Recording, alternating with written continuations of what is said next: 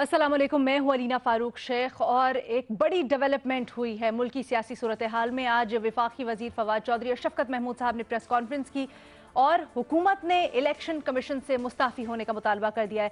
जो वफाकी वज़रा ने अपनी प्रेस कॉन्फ्रेंस में मुतालबात कहे हैं, जो तहफ़्फ़ुज़ात का इजहार किया है, वो भी आपको बताते चलें। शफकत महमूद साहब कहते हैं कि इलेक्शन कमीशन न्यूट्रल एम्पायर का किरदार अदा नहीं कर रहा है, इलेक्शन कमीशन मुस्ताफ़ी हो। उन्होंने कहा कि तहरीक इंसाफ सबसे बड़ी जमात है, इसे इलेक्शन कमीशन पर कोई एतमाद नहीं है। और साथ ही साथ उन्होंने कहा कि कोई भी जमात सेनेट इलेक्शन से खुश नहीं है, सबको तहफ़्फ़ुज़ात हैं, इसलिए इलेक्शन कमीशन को मजमूई तौर पर इस्तीफ़ा दे देना चाहिए। अब इसके ऊपर हुकूमती रद्द-ए-अमल तो आ ही रहा है, साथ ही साथ अपोजिशन की जमातों के रद्द-ए-अमल भी हमने लिए, वो भी हम प्रोग्राम का हिस्सा बनाएंगे और अपने तज्ज़ियाकारों की राय शामिल करेंगे। बुनियादी सवाल कुछ यूँ कि क्या हुकूमत का मुतालबा है हाँ या नहीं के ऑप्शन है हमारे एनालिस्ट के पास। पैनल का आपसे तारुफ करवा दूँ, रीमा उमर साहिबा हैं हमारे साथ, मुनीब फारूक साहब, मज़हर अब्बास साहब, रसूल बख्श रईस साहब और हसन निसार साहब भी हमें ज्वाइन कर रहे हैं। मुनीब साहब, आपसे सबसे पहले आगाज करना चाहेंगे। तहफ़्फ़ुज़ात का इजहार किया है इलेक्शन कमीशन पर हुकूमत ने और कहा है कि तमाम जमातों को सेनेट इलेक्शन जिस तरह से हुआ उसके ऊपर तहफ़्फ़ुज़ात है, तो इस रोशनी में खासकर कर देना चाहिए। लेकिन अपोजिशन इसके बड़ी तनकीद का निशाना इसको बना रही है कि ये कौन होते हैं इस्तीफ़ा मांगने वाले, जब सबके कंसेंसस से हुआ था। आप इस सूरत हाल को किस तरह देख रहे हैं? बिस्मिल्लाहिर्रहमानिर्रहीम। देखिए, दो तीन बातें हैं जो कि ज़रा लोगों को, अगर किसी को भूल गई है तो वो याद करवाना ज़रूरी है। एक तो ये कि ये जो अभी करंट फॉर्मेशन है इलेक्शन कमीशन ऑफ पाकिस्तान की, ये कंप्लीट हुई थी तकरीबन 1 साल पहले, जनवरी 2020 के अंदर। तकरीबन 1 डेढ़ महीने की आपस में लेन देन हुई हुकूमत की, या आर्गूमेंट हुआ, फिर एक पार्लियामेंट्री पैनल ने इनको कंसेंसस हुआ था। और जो जिन पे ज़्यादा एतराज़ है, जो कि चीफ़ इलेक्शन कमिश्नर हैं सिकंदर सुल्तान राजा साहब, रिकॉर्ड के लिए ये ज़हन में रखिए कि उनका नाम वज़ीर आज़म इमरान खान साहब ने प्रपोज़ किया था, वो मुस्लिम लीग नून के नॉमिनी नहीं थे। और राजा साहब को जो लोग जानते हैं, मेरे ख्याल में एक मिनिस्टर इस वक्त हुकूमत में मौजूद है जिनके वो फेडरल सेक्रेटरी भी रह चुके हैं, और वो भी शायद इस बात को एंडोर्स करते हैं कि सिकंदर सुल्तान राजा उनका बड़ा इम्पेकेबल रिकॉर्ड रहा है, बड़े ऑनेस्ट और अपराइट आदमी हैं। हाँ, जो वो उनको कोई मैनेज नहीं कर सकता, उनकी कोई आर्म ट्विस्टिंग नहीं कर सकता, it is a known fact. जो लोग उन्हें ब्यूरोक्रेसी के अंदर जानते हैं वो ये समझते हैं कि सिकंदर सुल्तान राजा, उनकी जितनी भी सर्विस रही है वो बड़े अपराइट किस्म के और बड़े दलेर अफसर रहे हैं, उनको वो मैनेज नहीं हो सकते। शायद यही प्रॉब्लम है गवर्नमेंट का, क्योंकि जब आप गवर्नमेंट में होते हैं तो फिर आपने सियासी कंपल्शन सामने आती हैं, आपने लोगों को मैनेज करना होता है, किसी को ब्रो बीट करना होता है, किसी को अपने तरीके से चलाना होता है। ये वो शख्स नहीं है जो कि ब्रो बीट हो सके। दूसरी बात ये कि हुकूमत को एतराज़ क्या है कि जी सुप्रीम कोर्ट का जो जी राय थी उसको नहीं माना जी, वो बाइंडिंग थी जी, वो ये हो गया वो हो गया, पूरा आर्गूमेंट है। तो बड़ा सादा सा काम है। बहसीत आप वफाकी हुकूमत दो काम कर लीजिए।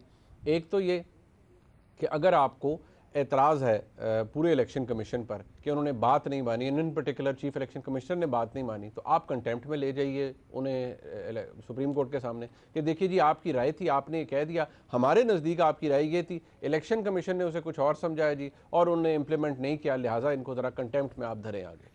एक ये है। दूसरा, अगर आपको एतराज़ है तो आप कानूनी रास्ता अपनाइए।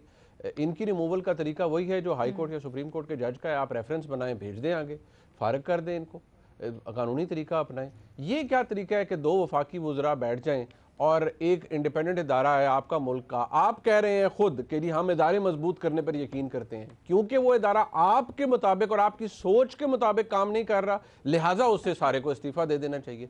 ये मंतक, ये तुक जो है, ये इतनी सेल्फ डिफीटिंग है पाकिस्तान तहरीक इंसाफ के अपने हुए बनाए हुए उस कॉज के सामने कि ये एवरी टाइम दे से something like that it defeats their own purpose. वो इनको चाहिए कि ज़रा थोड़ा सा सोचा करें कि सिर्फ हर वक्त पॉलिटिकल कन्वीनियंस नहीं होती, इनको थोड़ा स्टेप बैक करना चाहिए। आपके पास फोरम्स मौजूद है ना, मैंने तो वो डिश आउट कर दिए, आप ये तमाम काम करें, आप कानूनी रास्ता अपनाएं। आप एक इदारे को और उसके खिलाफ आज आपने पूरी कैंपेन का आगाज़ पहले ही हो गया था, आज आपने उसे एक ऑफिशियल जामा पहना दिया है कि जी दो वफाकी वज़रा ने बैठकर हुकूमत का मौक़िफ़ दे दिया कि जी हमें इस इलेक्शन कमिश्नर पर और इस इलेक्शन कमीशन पर बिल्कुल भी जी कॉन्फिडेंस नहीं है। क्यों कॉन्फिडेंस नहीं है जी?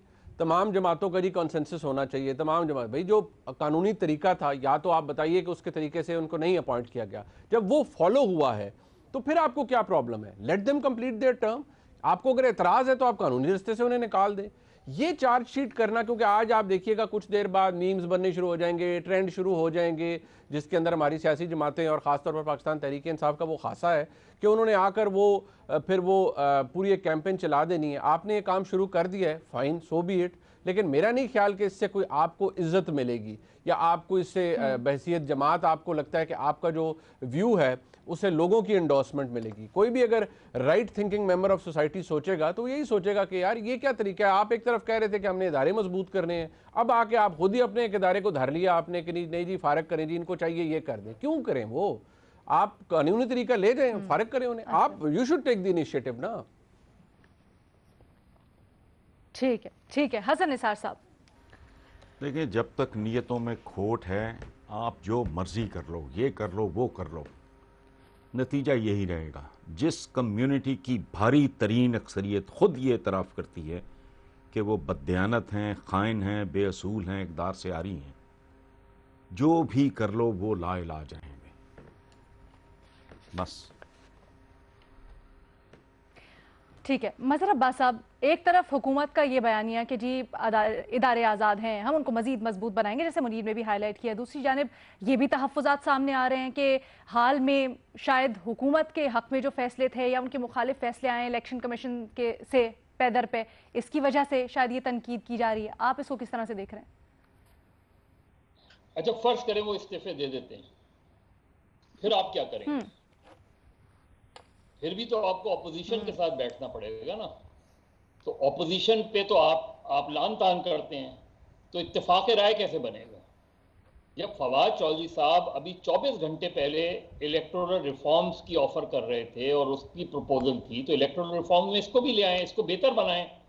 प्रॉब्लम कहाँ है? प्रॉब्लम यह है कि फखरुद्दीन जी इब्राहिम साहब को मुत्तफ़िका तौर पे चीफ इलेक्शन कमिश्नर बनाया, और जब इलेक्शंस हुए तो उसको जरदारी साहब ने आरोज का इलेक्शन करार दे दिया।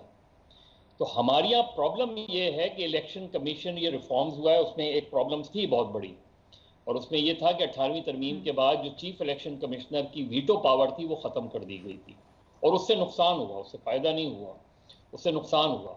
लेकिन अल्टीमेटली तो आप एक फार्मूला इवॉल्व हो गया ना, एक फार्मूला इवॉल्व हो गया है कि जी लीडर ऑफ द हाउस और लीडर ऑफ द ऑपोजिशन। अच्छा, लीडर ऑफ द हाउस और लीडर ऑफ द ऑपोजिशन का ये माने नहीं होते कि दो जमातें, ये हमारे यहाँ कॉन्सेप्ट ही मजाका खेज है कि जी दो जमातें मिलकर, दो जमातें नहीं करती। लीडर ऑफ द हाउस पूरे हाउस का लीडर होता है, लीडर ऑफ द ऑपोजिशन उसी हाउस का लीडर ऑफ द ऑपोजिशन, और अपने अपने रैंक्स एंड फाइल जो अलाइज हैं, इत्तेहादी हैं, उनके मशवरे से नाम आते हैं। तो आप एक तरीक़ेकार इवॉल्व करते हैं, उस तरीक़ेकार के मुताबिक किसी को लाते हैं, और फिर जब उसके फैसले से एतराज़ होता है तो फिर आप इस तरह की डिमांड करते हो। और 2 वजीर नहीं है, 3 वजीर ने प्रेस कॉन्फ्रेंस की थी, शिबली फराज साहब भी मौजूद थे उधर। और दूसरी बात यह कि आपने जो जिस तरीके आप सुप्रीम जुडिशल काउंसिल ले जाएं, अगर चीफ इलेक्शन कमिश्नर पे प्रॉब्लम है आपको तो सुप्रीम जुडिशल काउंसिल चले जाएं, फोरम तो वो है, वहां जाके आपने वो करना है, फिर वहां जाके आपने बताना होता है, साबित करना होता है। और मैं अगेन वही बात कर रहा हूं कि फर्ज करें अगर वो आपकी ये डिमांड मान लेते हैं, एक तो बड़ी मज़ाक़ खेज बात होती है जब हुकूमत मुतालबा करती है तो वहां तो एक्शन लिए जाते हैं। तो अगर फर्ज करें ये मान लेते हैं तो क्या होगा? यानी आपने अगर ये बात रखनी ही थी तो आप अपोजिशन को डायलॉग की, जिस तरह ऑफर छपी हुई है कि आपने ऑफर दी है तो इंतजार तो करते हो उनकी जवाब का। तो आप बैठे उस तरह की बात करें, इलेक्शन कमीशन पे 100 इतराज हो सकते हैं, इलेक्शंस में 100 बातें आ सकती हैं, लेकिन जब ये बातें होती हैं तो जो तरीक़ेकार है, चाहे इंटरिम गवर्नमेंट का हो तरीक़ेकार या इलेक्शन कमीशन का हो या दूसरे तरीके, तो तरीक़ेकार एवॉल्व हो चुके हैं। उसी तरीके से जो भी नए इलेक्शन कमिश्नर आएगा, जो भी कॉम्पोजिशन होगी वो उसी तरीके से होगी। तो मेरा ख्याल है इस लिहाज से प्रीमेच्योर मुतालबा लगता है, गलत मुतालबा है। और वजीर आजम का प्रॉब्लम यह है कि चीफ सेक्रेटरी की वो तारीफ करते हैं, पंजाब की तब्दील कर देते हैं, आईजी की वो तारीफ करते हैं, तब्दील कर देते हैं, फिर चीफ सेक्रेटरी नया लाते हैं, उसकी तारीफ करते हैं, फिर तब्दील कर देते हैं। तो इतने फ्रीक्वेंटली वो जो है वो एडमिनिस्ट्रेटिव चेंजेस करते हैं कि कहीं एडमिनिस्ट्रेशन, पंजाब का सबसे बड़ा प्रॉब्लम ही यही रहा है। 5 चीफ सेक्रेटरीज, 4 आईजीज, अब आप इलेक्शन कमीशन के साथ भी वही चीज़ करने जा रहे हैं। ठीक है, पहले ये ठीक मेरा है, ख्याल है कि सोचना चाहिए, इलेक्टोरल रिफॉर्म्स करें बैठ के ऑपोजिशन के साथ मिलकर। ठीक है, ठीक है। रसूल बख्श साहब, क्या ये गुंजाइश नहीं थी कि इलेक्शन कमीशन की इंतजामिया को बुलाते, ओहदेदारान को बुलाती हुकूमत, उनके साथ जो भी डिफरेंसेस हैं, इस्लाहात लानी है, उसके ऊपर काम करते और मिल के सब कुछ हो जाता? देखिए, अगर हुकूमत इस तरह से करना शुरू करे तो फिर इदारों की खुद मुख्तारी कहाँ रहेगी। ये तो बिल्कुल हरगिज नहीं करना अच्छा, चाहिए कि सामने मेज़ के ऊपर बुला के आप अच्छा, उनके सामने एक पूरी शिकायत का दफ्तर खोल दें और उन्हें कहेंगे जी कि आपने ये किया, आपने ये किया, आपने ये किया, जवाब दें। आपको हम कैसे बेहतर कारकर्दगी पर मजबूर कर सकते हैं। ऐसा बिल्कुल नहीं करना चाहिए। दूसरी बात यह है कि जहाँ तक खुद मुख्तारी की ज़रूरत है और इदारों को मजबूत करने की ज़रूरत है, उसमें दो चीज़ें ज़रूरी हैं। एक तो यह है कि गैर जानबदार हो। ये नहीं है कि वो हैं, मैं समझता हूँ कि राजा साहब भी गैर जानबदार होंगे, उनके मेंबर भी गैर जानबदार होंगे, लेकिन ज़रूरत इस बात की होगी है कि जो तासुर पैदा हो गया है या हो जाता है, उस तासुर को कैसे ख़त्म करना है। ये जिम्मेदारी हुकूमत की नहीं है, ये तो जिम्मेदारी इलेक्शन कमीशन ऑफ पाकिस्तान की है।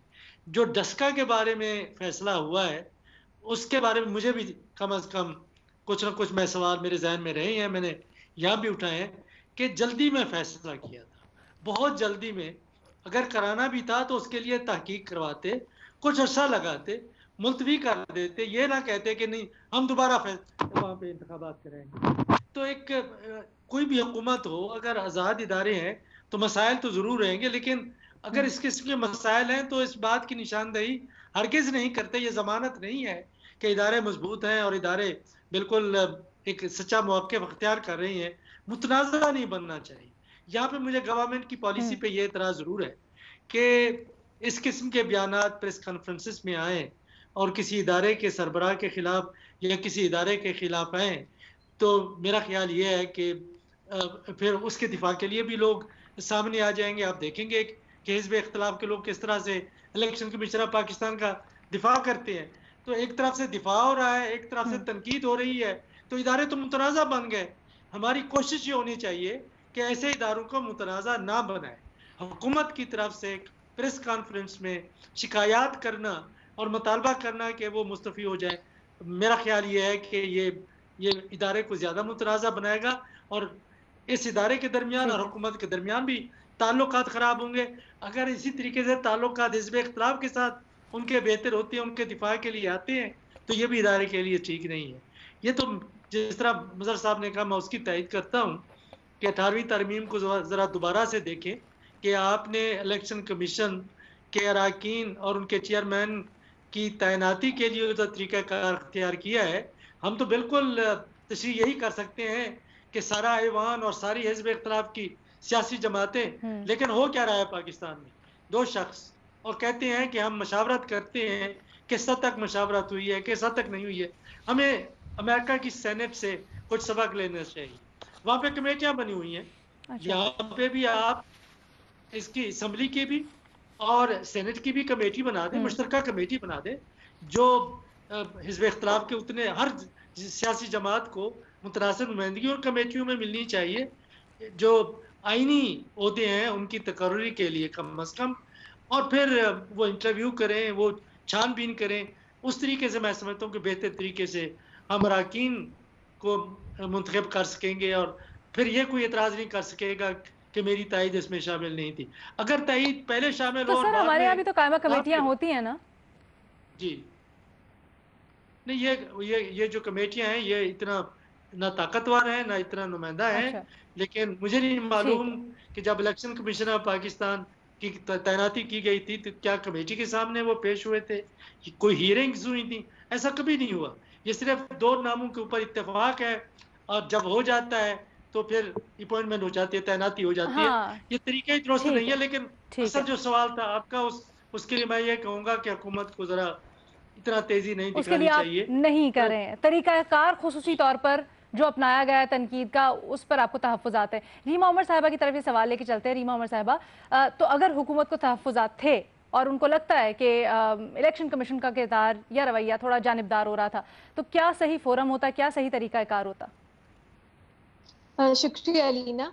अलीना, बहुत सी हमारी सियासत में मिथ्स हैं पाकिस्तान में। एक ऐसी मिथ जिस पे मुझे बहुत हंसी आती है वो ये है कि पीटीआई जो है वो आज़ाद गैर जानिबदार इदारे चाहती है, क्योंकि अगर आप उनका ट्रैक रिकॉर्ड उठा के देखें तो उसमें उसी तरह का पॉलिटिकल ऑपर्चुनिज्म है जिस पे हम अब तनकीद कर रहे हैं। उसकी बहुत सी आपको मिसालें मिलेंगी। जब मुशर्रफ साहब रेफरेंडम करा रहे थे तो कौन उनकी कैंपेन कर रहा था? इमरान खान साहब। लेकिन जब उस तरह की पॉलिटिकल सेटलमेंट नहीं हो सकी जैसी वो चाहते थे, तो फौज और मुशर्रफ साहब के सबसे बड़े क्रिटिक कौन बने? इमरान खान साहब। इस हद तक कि वो भारतीय चैनल्स पे जाके भी फौज के खिलाफ, मुशर्रफ के खिलाफ बातें करते थे। फिर आप आ जाइए इफ्तिखार चौधरी पे, जब वो अपना एक्टिविज्म कर रहे थे और सियासी जमातों के खिलाफ, तो सबसे बड़े सपोर्टर उनके कौन थे? इमरान खान साहब। लेकिन जब 2013 के इलेक्शन हुए और रिजल्ट इमरान खान साहब को पसंद नहीं आया, तो कौन उन्हें कहता था शर्मनाक शख्स हैं या और बहुत सी बातें उनके खिलाफ? इमरान खान साहब करते थे। और बहुत मिसालें मिलती हैं। मीडिया, जब इमरान खान साहब ऑपोजिशन में थे तो वो कहते थे मीडिया को ऑपोजिशन का रोल अदा करना चाहिए। अब जब वो हुकूमत में आए हैं तो वो चाहते हैं मीडिया जो है वो सिर्फ खुशखबरियां दिया करे लोगों को, और जो उन पे तनकीद करता है उनको तो वो जिस तरह की बातें करते हैं, बहुत बार उसके बारे में बात कर चुके हैं। तो अलीना, ये जो अपॉर्चुनिज्म है ये हम यहाँ भी देखते हैं। जब election commission of Pakistan foreign funding case पे कई साल लगा रहा था तो बहुत अच्छा था। जब फैसल वाडा के खिलाफ कोई फैसला नहीं आया, जबकि ओपन एंड शट केस था, बहुत अच्छा था। लेकिन अब एक दो फैसलों में अगर वो हुकूमत जो चाहती थी वो नहीं कर रहे, तो इलेक्शन कमीशन में उनको बिल्कुल ट्रस्ट नहीं रहा। इसलिए अलीना, हम देखते हैं कि इमरान खान साहब, जिसको पंजाब में डाकू कहते थे, उन्हीं के साथ अलायंस में हैं। जिसको सिंध बल्कि कराची में कहते थे कि ये कातिल हैं, उनके साथ अलायंस में हैं। जिनको, और उनके अल्फाज हैं, चपरासी भी नहीं रखना था उन्होंने, उनको अहम तरीन मिनिस्ट्री दी हुई है। तो ये जो मिथ है ना कि इमरान खान साहब और पीटीआई गैर जानिबदार आज़ाद इदारे चाहती है और वो प्रिंसिपल्स की सियासत करते हैं, मेरा ख्याल है इसको हमें अब it should be buried now, क्योंकि बहुत सी मिसालें हैं, ट्रैक रिकॉर्ड जो दिखाती है कि वो भी मौका परस्ती की सियासत ही करते हैं। उनको इदारे जानिबदार चाहिए, और जानिबदार इस तरह कि वो उनकी तरफ जानिबदार हो। एक छोटी सी बात और अलीना, जो उन्होंने स्पेसिफिक एलिगेशंस लगाई हैं इलेक्शन कमीशन के खिलाफ, हंसी आती है उन पे। अब मेरी बात, ये सुप्रीम कोर्ट का एडवाइजरी ओपिनियन था, कहीं वहां नहीं लिखा था कि आपने आइडेंटिफाइबल बैलेट्स बनाने हैं। उसको वो कह रहे हैं कि नहीं, उन्होंने सुप्रीम, और ये फैसला नहीं था, ये ओपिनियन था। उसको कह रहे हैं कि खिलाफ वर्जी हो गई उनके हुक्म की। ऐसा तो कुछ नहीं था। दूसरा, आप देखिए ये सेनेट के जो चेयरपर्सन इलेक्शन है, ये तो इलेक्शन कमीशन कराती भी नहीं है, ये तो सेनेट खुद कराता है, हाउस का मामला है। तो उसमें अगर बाकी जमातें जो है वो एतराज उठा रही हैं, उसमें आप इलेक्शन कमीशन को क्यों बीच में लेके आ गए? और अलीना, जब इमरान खान साहब ने स्पीच की थी कुछ दिन पहले, उन्होंने कहा इलेक्शन कमीशन ने ओपन बैलेट को अपोज किया अदालत में जाके। बिल्कुल गलत बात है। इलेक्शन कमीशन ने कहा आईनी तरमीम के बगैर ओपन बैलेट नहीं हो सकता। आपने मिसलीड किया लोगों को, आपने मिसरिप्रेजेंट की उनकी पोजीशन, ये कह के कि इलेक्शन कमीशन जो है वो ओपन बैलेट नहीं चाहती थी, उसको अपोज किया क्योंकि वो करप्शन जो है वो चाहते थे इलेक्शन में हो। अजीब बात है, कुछ समझ नहीं आती कि जो चार्जशीट है जो उसी को थोड़ा मजबूत कर देते, क्योंकि कोई ऐसा चार्ज नहीं है, कोई ऐसी एलिगेशन नहीं है। वो जो ऑब्जेक्शन लगा रहे हैं सेनेट इलेक्शन से मुताल्लिक, यूसुफ रजा गिलानी, हाँ वो आई थिंक वो यूसुफ रजा गिलानी की वीडियोस जो, हाँ वो उसके ऊपर करे, वो चेयर सेनेट के ऊपर नहीं करे। अच्छा, मैंने ये जो अगर ऐसा है, अलीना एक सेकंड मुझे जवाब देने दीजिए।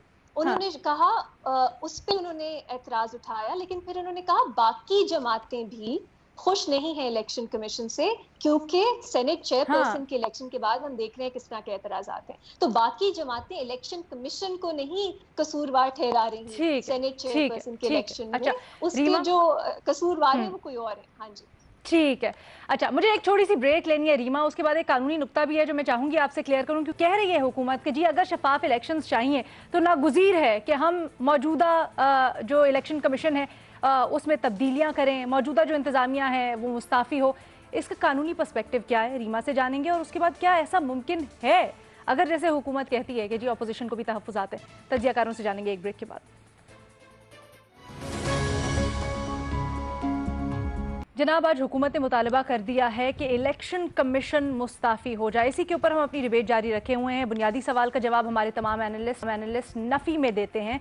और रीमा, आपसे जैसे ब्रेक से पहले बात हो रही थी, कानूनी नुक्ता एक क्लियर करना चाहती हूँ। जिस तरह से मुतालबा कर दिया है, क्या हुकूमत ये मुतालबा कर सकती है? अगर जैसे वो कह रहे हैं कि जी ऑपोजिशन भी आमादा है या नहीं है, तो फिर क्या तरीका कार होता है इलेक्शन कमीशन को दोबारा से फिर अगर मुस्ताफ़ी हो जाते हैं करने का तैनात, वही पुराना?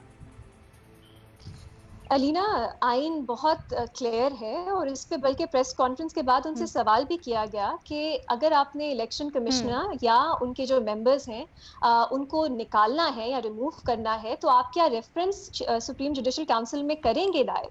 उन्होंने कहा नहीं, हम एक पॉलिटिकल सोल्यूशन दे रहे हैं। ये उनकी नज़र में पॉलिटिकल सोल्यूशन है कि 3 बुज़रा आके प्रेस कॉन्फ्रेंस करें और कहें कि हमें एतमाद ही नहीं रहा इलेक्शन कमीशन पे। लेकिन लीगल जो ऑप्शन है वो खुद कह रहे हैं नहीं, हम इस्तेमाल करेंगे।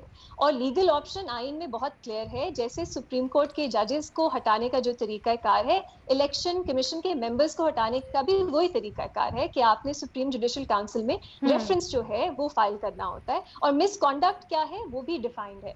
तो अगर आप इतने श्योर हैं, और हमने देखा है ये हुकूमत हिचकिचाती तो नहीं है, उन्होंने और भी बहुत रेफरेंसेस हैं जजेस के खिलाफ, वो भी उन्होंने फाइल किए हुए हैं, तो क्यों नहीं कर रहे?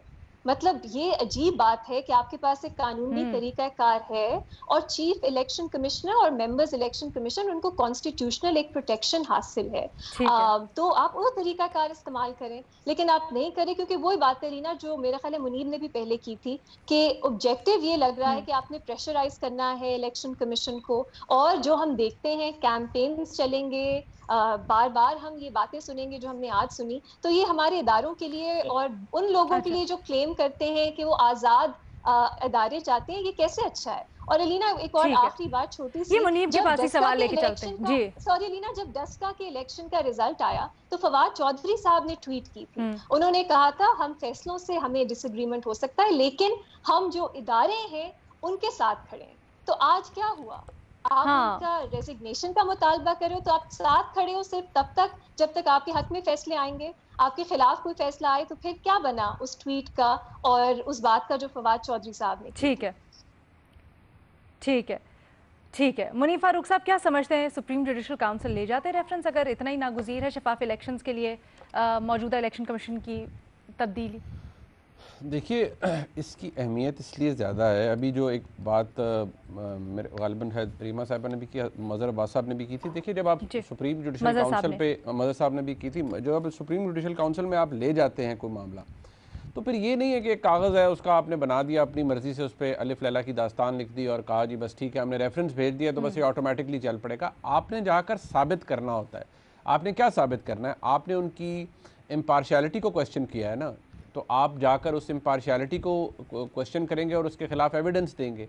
वो ऑटोमेटिकली तो वो डिसाइड नहीं होगा। आपकी गवर्नमेंट है, आप मूव करेंगे और आपको प्रूव करना पड़ेगा, क्योंकि हुकूमत को इस बात का बखूबी अंदाज़ा है कि भाई हम मूव तो कर देंगे लेकिन वहाँ जाके हमारी लाइन पिट जाएगी, क्योंकि हम क्या साबित करेंगे?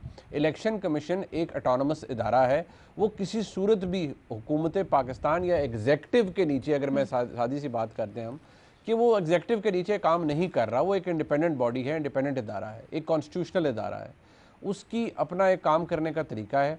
अब मैं दोबारा at the risk of repeating my self I would say कि ये जो काम है ना जी, ये बड़ा आसान होता है कर देना कि लोगों को, इदारों को, लोगों के सरबराहान को आप गंदा करना शुरू कर दें। ये प्रैक्टिस जनाब इमरान खान ने इक़्तिदार में आने से पहले भी की और बड़ी सक्सेसफुली उन्होंने एक वो बना लेते थे पूरा एक प्रोपेगेंडा। अब अगर हुकूमत ये काम हुकूमत का गाउन पहन के कर रही है तो इज्जत नहीं कमाएगी बल्कि लोग तनकीद ही करेंगे। अच्छा, ठीक है। मज़हर अब्बास साहब, आपकी तरफ ये डिस्कशन लेके आना चाहूंगी। हुकूमत कहती है जी मसले का सियासी हल पेश कर रहे हैं, कोई रेफरेंस पेश करने का इरादा नहीं है, सियासी हल, आपको हल नजर आता है? देखिए, पहली चीज तो ये कि अगर सियासी हल तलाश करना चाहते हैं तो अपोजिशन के साथ बैठ जाएं, बैठ के आप आइंदा जो इलेक्शन कमीशन, क्योंकि अब ये इलेक्शन कमीशन ने क्या कराना है, बल्दियाती इलेक्शंस कराने हैं, तो क्या बल्दियाती इलेक्शंस से पहले आप ये करना चाह रहे हैं या इसका ताल्लुक कुछ फॉरेन फंडिंग केस से है? ये क्योंकि फॉरेन फंडिंग केस का भी फैसला आना है, जो ये इस वक्त एक पॉलिटिकल क्राइसिस आप क्यों अननेसेसरी क्रिएट करना चाहते हैं? कोई जनरल इलेक्शंस थोड़ी होने जा रहे हैं। आप उस टाइम पे अगर आप अपोजिशन को लेके बैठें, संजीदगी से बैठें, इलेक्टोरल रिफॉर्म्स में ये रिफॉर्म्स भी आ सकती हैं, आपके प्रपोजल्स आ सकते हैं इसकी तरफ से कि जी आप क्या चाहते हैं। देखिए अल्टीमेटली क्या करेंगे आप? अल्टीमेटली अफराद ही पे मुश्तमिल एक कमीशन बनाएंगे ना, तो अफराद का तकर्रुर तो आपके हाथ में है, ऑपोजिशन के हाथ में, पार्लियामेंट के हाथ में है। अब अगर आप पूरा अपना माइंड अप्लाई करते हैं, एक माइंड अप्लाई करके आप एक कंसेंसस बनाते हैं, एक्सट्रीम पोजीशन पे होते हुए भी कंसेंसस बनता है, इंटरिम गवर्नमेंट्स बनाते हैं, फिर 4 दिन बाद आपको उन्हीं लोगों पे एतराज हो जाता है। तो प्रॉब्लम इलेक्शन कमीशन के लोगों की नहीं है, प्रॉब्लम आपकी है।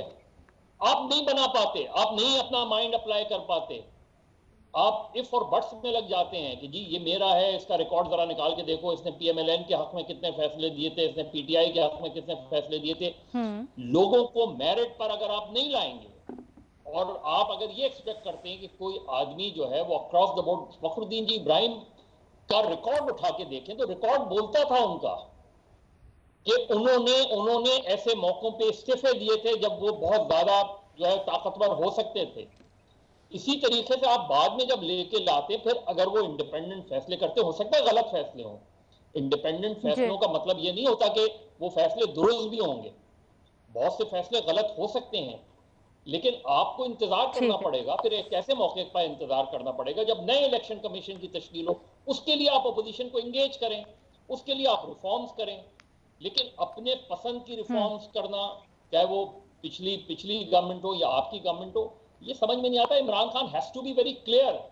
ये क्या हो सकता है कि कल आप लोगों को लेकर आते हैं, आज आप निकालने पर खड़े हो जाते हैं, तो क्या हुआ? अगर फिर कल जो लोग लाएंगे इसकी आप रिटर्न गारंटी देंगे कि इनको आप तब्दील नहीं करेंगे? आप करें, फिर तय करें इस चीज को। तो मेरा ख्याल है ये मजाक छोड़ें, इदारों को मजबूत होने दें, इदारों को इंडिपेंडेंटली फैसले, और जो कानूनी तरीका है किसी के खिलाफ जाने का और किसी को हटाने का, वो इख्तियार करें। ये सियासी खेल जो है, ये सियासी खेल खेला नहीं जा रहा, ये सियासी खेल खराब कर रहे हैं आप।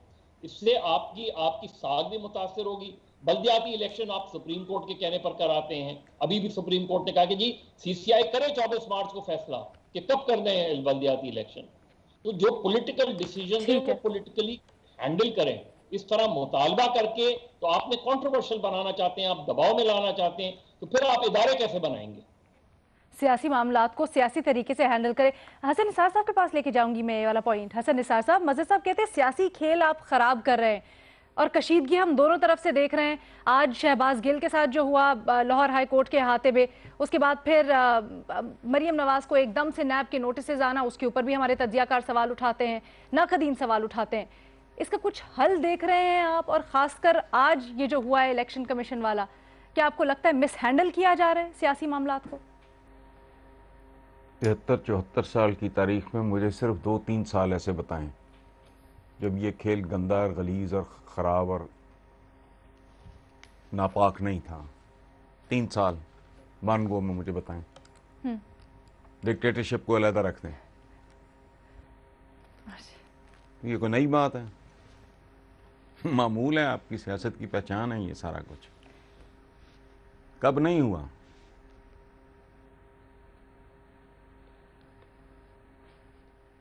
अच्छा, तो आप समझते हैं हमेशा से इसी तरह? ठीक है जी, एक छोटी सी मैंने ब्रेक लेनी है, उसके बाद हसन निसार साहब जो कह रहे हैं कि पहले बहरानों का सामना रहा है, तो ये ज़रा अपने एनालिस्ट से क्लियर करेंगे सिचुएशन। अच्छा डिबेटिंग पॉइंट।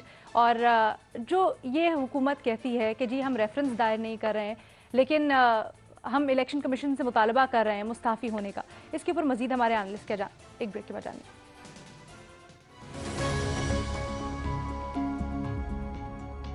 हुकूमत ने इलेक्शन कमीशन से मुस्ताफ़ी होने का मुतालबा कर दिया है और इसी के ऊपर हमारा तज्जिया जारी है। रसूल बख्श रईस साहब, ये जो अब सूरत हाल डेवलप हो रही है, इसमें आप आगे किस तरह से देखते हैं? जैसे हमने अभी सियासत की बात की और मज़हर अब्बास साहब ने कहा कि अपोजिशन को साथ लेके बैठे, क्या माहौल इस तरह का देख रहे हैं कि गुंजाइश देता है वो साथ बैठने का? नहीं, मैं नहीं समझता कि साथ बैठने का माहौल आज है, कल था या कल होगा। ये तसादम की पॉलिसी दोनों जानिब से है, ये इसी तरीके से जारी रहेगी। और आइंदा देखें कि इंतखाबात के करीब जब जाएंगे तो हालात उससे भी ज़्यादा बिगड़ सकते हैं। मैं नहीं समझता कि वो शऊर और वो कायदाना सलाहियतें हमारी हिज़्ब इख्तिलाफ में मौजूद हैं। या हुकूमत के कारिंदों में मौजूद हैं कि जहां मिल बैठकर मामलात को सुलझाएं और आगे बढ़ने की सही करें। इस वक्त तो बिल्कुल आप ऐसा लगता है कि लॉन्ग मार्च के लिए मैदान सजा हुआ है, जहरीली तकरीरों के लिए, बयानियों के लिए भी मैदान सजा हुआ है। बल्कि आज नहीं सजा हुआ, ये तो पिछले 2.5 साल से, जब से ये हुकूमत आई है, और इससे पहले भी 2013 के इंतखाबात के बाद, और उससे पहले भी चले जाए।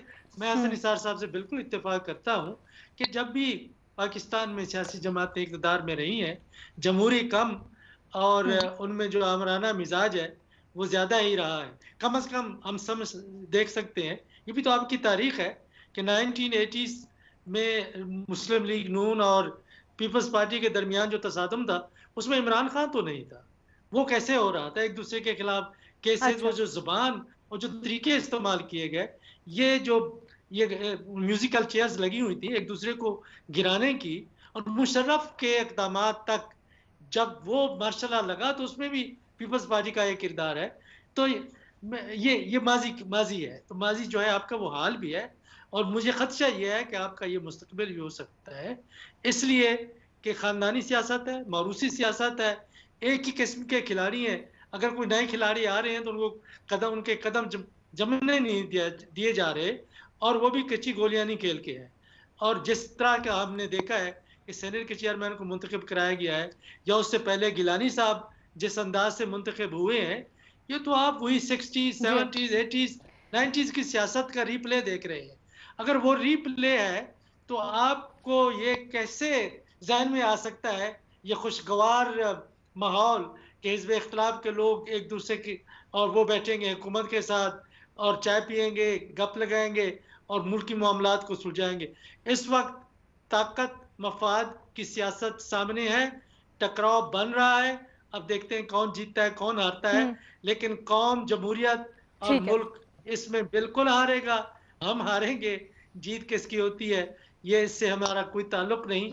लेकिन आपके सवाल के जवाब में कि ये बिल बैठेंगे या बैठ सकते, हम लेक्चर्स देते रहें, नसाए करते रहें, जो कुछ तबसरे करते रहें, फैसले ड्राइंग रूम्स में होते हैं, और फैसले किन किन के ड्राइंग रूम्स में होते हैं वो आप सबको पता है। ठीक है मुनीफ फारूक साहब, जाते जाते मुझे एक बात बता दीजिए, ये जो अब महाज खोल लिया है हुकूमत ने अपने खिलाफ, एक तरफ लॉन्ग मार्च की तैयारियां हो रही हैं, अपोजिशन इत्तेहाद जो है वो अपनी चुरियां तेज़ कर रहा है, दूसरी जानिब इस तरह से, तो क्या ये हुकूमत के लिए और बैड ऑप्टिक्स होंगी? देखिए, बैड ऑप्टिक्स हैं, लेकिन मेरे ख्याल में हुकूमत को शायद इन चीज़ों से फ़र्क नहीं पड़ता, क्योंकि जैसे मैंने कहा ना, एक जमात की एक डीएनए होता है, एक तरीका कार होता है ख़ुद को कंडक्ट करने का। इमरान खान साहब का या पाकिस्तान तहरीक इंसाफ का वो मेरे ख्याल में तरीका कार यही है कि भाई पहले तो अपने तरीके से मामलात को चलाने की कोशिश करें, अगर जब वो नहीं चलें तो फिर आप लोगों को गंदा करना शुरू कर दें, चाहे वो किसी इदारे का सरबराह है, आप गंदा करना शुरू कर दें, क्योंकि इमरान खान साहब के पीछे पूरी एक उनके फॉलोअर्स की और उनके वोटर्स की भी, सपोर्टर्स की, और माशाल्लाह वज़रा भी वही फरमाते हैं जो इमरान खान साहब कहते हैं। तो फिर वो बग़ैर इस बात के कोई क्वेश्चन तो करेगा नहीं, बस फिर वो करी जाएंगे और फिर ऐसी कैंपेन बना देंगे कि जो किसी इदारे का सरबराह है उसके लिए बड़ी मुश्किल सूरत हाल पैदा हो जाएगी। तो इमरान खान साहब की ये सियासत का तरीक़ा कार ये है कि पहले अपने तरीके से कोशिश करें को हम आपके मंशा के मुताबिक काम हो, जब ना हो तो फिर आप गंदा करने लग पड़ें, चाहे वो कोई फ़र्द हो या इदारा हो। सर लेकिन ये इस नहज पे कैसे आ गए कि एक प्रेस कॉन्फ्रेंस करनी पड़ी? पिछली दफ़ा एक प्रेस रिलीज जारी हुई थी इलेक्शन कमीशन की जानिब से जब वज़ीर आज़म ने तकरीर की थी, तो क्या ये उसका रिएक्शन था? जी, अगर चलें, वो इलेक्शन कमीशन के सामने जो प्रेस रिलीज़ दी वो एक जनाटेदार किस्म की प्रेस रिलीज थी। मैं समझता हूँ उसमें से कुछ बातें कम की जा सकती थी इलेक्शन कमीशन की जानिब से, लेकिन क्योंकि प्राइम मिनिस्टर ने आकर एक इदारे को ही कंडेम करना शुरू कर दिया, कॉन्स्टिट्यूशनल बॉडी को, कि जी आपने ये कर दिया, और कुछ बातें शायद फैक्चुअली इनकरेक्ट भी उन्होंने फरमा दी, तो इदारे ने अपना जवाब दिया। बड़ी अच्छी बात है, आपको चाहिए कि आप बड़ा दिल करें, मैग्नानिमिटी दिखाएं। जब आपने ये नहीं करना तो फिर ये हरकतें शुरू कर दें। मैंने एक सेकंड रीना, मैंने आपको कहा था ना कि ये इमरान खान साहब की हुकूमत का खासा है। अब आप देखिए, जो वीकेंड होता है, कोई वीकेंड, मुझे शायद ही कोई वीकेंड गुजरा हो जिस पे किसी वजीर ने कोई प्रेस कॉन्फ्रेंस ना की हो, ऐसी तैसी किसी की ना फेरी हो। उनका काम ये है कि भी रोज आके एंगेज करो, स्पेस ऑक्यूपाई करें, चाहे वो किसी हवाले से भी हो। ठीक है जी, अनफॉर्चुनेटली हमारे पास प्रोग्राम में टाइम हो गया है। हमारे तमाम एनालिस्ट ये कह रहे हैं कि जी हुकूमत का जो खास तौर पर तरीका कार है इस मुतालबे का, वो बिल्कुल भी दुरुस्त नहीं है। मजीद सब ने कहा कि जी अगर इतने ही तहफ़्फ़ुज़ात थे तो सुप्रीम जुडिशल काउंसिल जाते, अपने ग्रीवेंसेस करते, और फिर रीमा उमर साहिबा ने वहाँ पर आगे क्या सूरत हाल बनती उसको भी बड़ी अच्छी तरह से एक्सप्लेन किया। आपसे इजाज़त चाहेंगे, कल मुलाकात होगी नए सवालात के साथ।